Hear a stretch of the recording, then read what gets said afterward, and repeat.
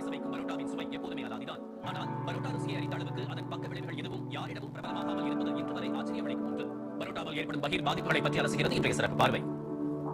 பைக்கின் முன்பக்கம் தொங்கும் plastic by, அதில் சூடு பறக்க பாசலாகி பயணம் செய்யும் பரோட்டா குருமா, வீட்டுக்கு வந்தவுடன் பிள்ளைகள் ஆசையுடன் வேகமாய் ஓடி வந்து வாங்குவதும், குடும்பத்தோடு ரசித்து ருசித்து சாப்பிடுவதும் என பரோட்டா பல குடும்பங்களின் அங்கமாகவே இன்று மாறியுள்ளது.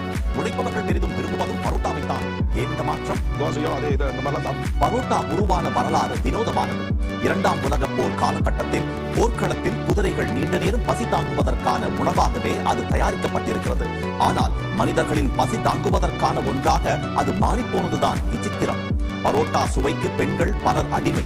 ஆனால் அது அவர்களுக்கு செய்யும் கெடுதல்கள் ஒன்றல்ல, இரண்டல்ல, ஏராளம். ஒரு பாலிசிஸ்டிக் ஓவேரியன் டிசீஸ் சொல்லுவோம். அதாவது ஓவரியில சின்ன சின்ன சின்ன சின்ன நீர்க்கட்டிகள் மாதிரி வருது. இது வந்து லேடிஸ் மத்தியில இந்த ஜெனரேஷன்ல ரொம்பவே என்ன பிரச்சனைன்னு கேட்டீங்கன்னா, மென்சஸ் நார்மலாவே இருக்காது.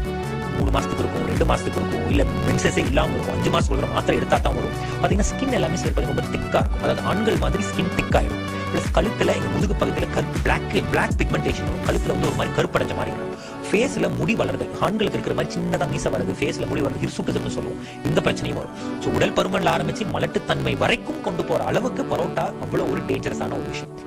தொடர்ந்து பரோட்டா சாப்பிடுவோருக்கு கலோரிகள் அதிகரிப்பால் இன்சுலின் குறைபாடு ஏற்படலாம். இதனால் சர்க்கரை நோய் வேகமாக தாக்கும். மைதா மாவினை வெள்ளையாக்க சேர்க்கப்படும் ரசாயனங்கள் ஹேர் டைகளில் சேர்க்கப்படுபவை. இவற்றால் ஒவ்வாமை முதல் மாரடைப்பு வரை ஏற்படக்கூடும். அத்தனைக்கும் மேலாக படையெடுக்கின்றன விதவிதமான புற்றுநோய்கள். உணவு குழாயில அடினோகார்சினோமாங்கிற புற்றுநோய் 15 வருஷத்துக்கு முன்னால நம்ம அவ்வளவா இந்தியாவில் பார்க்கல.